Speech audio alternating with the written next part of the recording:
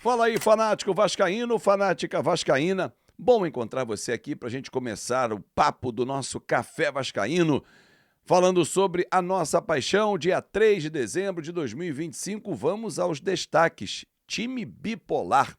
Fernando Diniz faz péssima campanha como mandante do Vasco da Gama. Quase um turno de derrotas nesse campeonato brasileiro. Lucas Piton preocupa e muito para a sequência dessa temporada. Tudo isso e muito mais agora aqui no nosso café. Chega deixando o seu like, mãozinha que está aqui embaixo, que é muito importante. Se é novo, se inscreva. Quero ler o seu comentário sobre a atuação de ontem deste time bipolar. Assim o denomino e vou trazer números que vão justificar esta minha tese. Ontem o ex-presidente Jorge Salgado esteve em São Januário, foi hostilizado, não é para menos, não deixou um bom legado, principalmente em relação à parte comercial, com a 777, seria de bom tom ter evitado ir a São Januário, poderia ter causado um tumulto bem maior. Lucas Piton deixou São Januário de muletas, com a perna imobilizada, joelho esquerdo preocupa demais, num lance em que ele foi disputar a bola com o jogador do Mirassol, o Gabriel, pé dele ficou preso, girou e teve uma pancada por trás do joelho. Há uma enorme preocupação, a entorse aconteceu e hoje uma ressonância vai determinar a gravidade. Papai do céu abençoe, porque a imagem foi muito forte e ele no chão já gritando, pedindo atendimento, como se tivesse rompido o ligamento. Vamos aguardar, tomara que não seja nada grave, mas a imagem foi muito forte. E aí o Puma foi o substituto e não entrou bem. Não entrou bem. Entrou naqueles piores dias de Avenida Puma, no Mirassol descendo por ali com tranquilidade, no apoio não foi bem. Estava frio no jogo e tal. Não foi bem. Fato. Aliás, as nossas opções de banco não foram bem. De novo, o David entrou muito mal, Tietê muito mal no jogo, o Puma não entrou bem, o Verratti nem viu a cor da bola. E o Diniz morreu abraçado com 4 substituições. Não soube fazer a leitura ou não quis, porque o Paulinho estava no banco e ele não colocou. A 5ª substituição, quando o Verratti entrou, entraria junto com o Paulinho. Mas ele não o quis fazer, né? E poderia ter feito, né? Mas ele preferiu morrer com 4 substituições. Bom, 18 derrotas nós chegamos nesse Campeonato Brasileiro. Gente, ontem foi o 37º jogo disputado. 38º será domingo contra o Atlético Mineiro. Daqui a pouco eu vou fazer contas aqui para vocês. Mas, cara, quase um turno inteiro de derrotas. É muita coisa. É inaceitável o Vasco perder tanto no Campeonato Brasileiro como perdeu até agora. É um time bipolar, capaz de fazer 55 gols, ter o 4º melhor ataque, mas tomar 55 gols, ter a 3ª pior defesa. Só superar o Juventude, que levou 65, sem a rodada de hoje, e o Sport, que levou 69. Só que a gente está falando de 2 times rebaixados. Esse é o problema. É um time que tem um poder ofensivo muito forte, principalmente com a subida do Ryan, do Coutinho, com a regularidade do Nuno, que não foi bem ontem, mas que é capaz de ficar exposto, e aí tem muita mão do técnico Fernando Diniz, que lê mal o jogo, que faz substituições que deixa o time muito exposto, como foi ontem. Sempre que a nossa zaga fica exposta, é um Deus nos acuda, e não foi diferente ontem.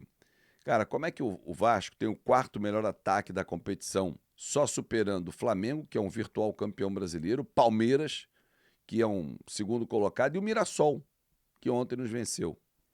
Como é que pode, cara, ter esse número e ter esse número defensivo? Não dá, né? Aliás, contra times do G4, o Vasco só conseguiu vencer o Cruzeiro uma única vez em São Januário. Perdeu os 2 jogos para o Palmeiras, em Brasília, quando vendeu o mando de campo, e no Allianz.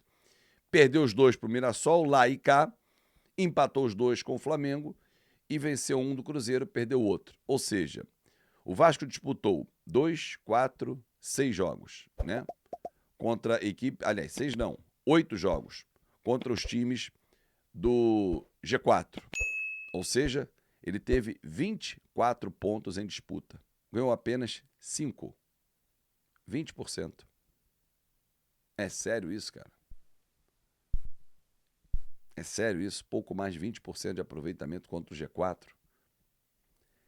Talvez isso explique muito do que nós estamos passando no Campeonato Brasileiro. Quando eu chamei de time bipolar na nossa thumb, rebaixamento de novo, porque como pode o Vasco vir de um excelente resultado aliado a um excelente desempenho num péssimo gramado que estava em condições terríveis no segundo tempo, na sexta-feira? Como pode ontem, terça-feira, apresentar um futebol tão ruim? De pouca efetividade no campo de ataque, muita criação, mas pouca efetividade. Walter trabalhou pouco perigosamente. Chute do Ryan no primeiro tempo, uma chegada no segundo, uma finalização do Andrés, mas assim, de defesas mais tranquilas para o goleiro. Ah, mas o Léo Jardim não fez nenhuma defesa difícil. Sim, mas quando ele precisou e ficou exposto, tomamos 2 gols em contra-ataques em que nós estávamos desarrumados. O segundo, escancarados. Mas o primeiro, não pode. O Diniz justificou que a linha não estava organizada. A culpa é minha, é sua, torcedor. É de quem entra em campo, quem está à beira do campo. Faltou vontade ontem, que sobrou contra o Internacional. Alguns jogadores muito abaixo. O Andrés fez um péssimo primeiro tempo. O Nuno fez um jogo muito abaixo. Passa muito pela questão física. E aí o Diniz tem que ler isso. Tem que saber interpretar, trocar mais cedo, não esticar tanto a corda fisicamente dos caras.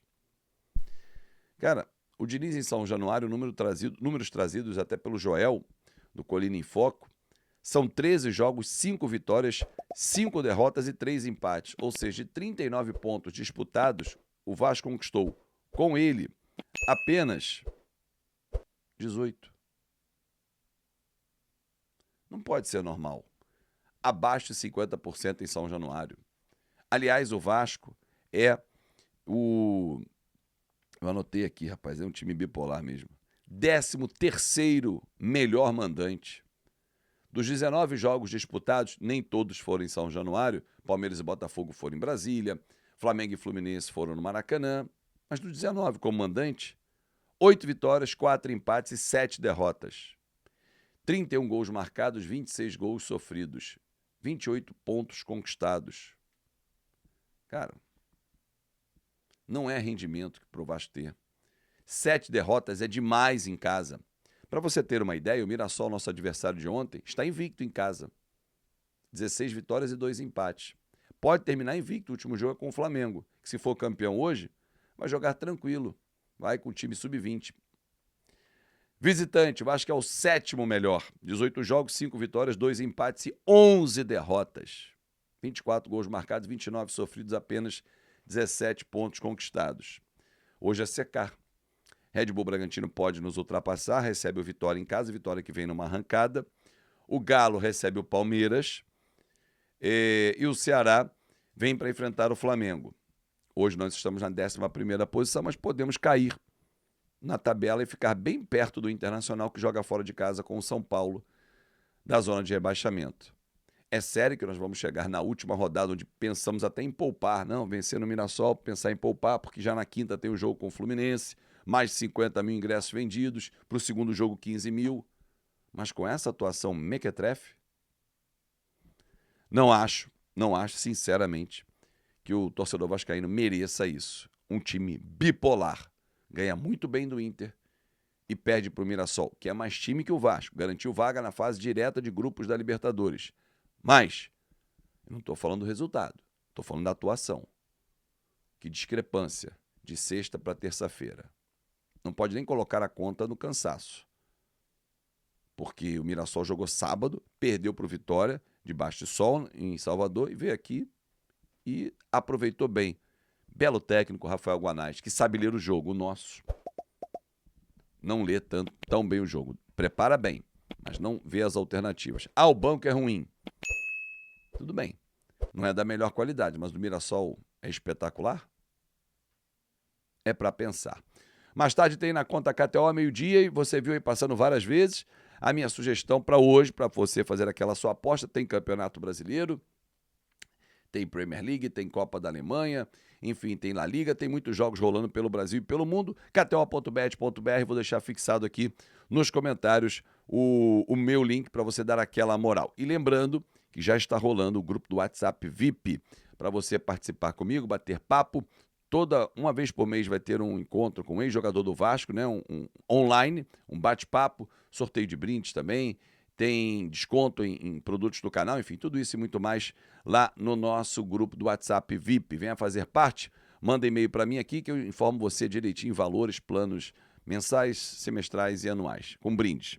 Grande abraço, muito obrigado pelo seu carinho e vamos juntos ao lado do Vasco, porque aqui não é modinha, a gente tá sempre do lado, na boa e na ruim. Grande abraço e até mais tarde.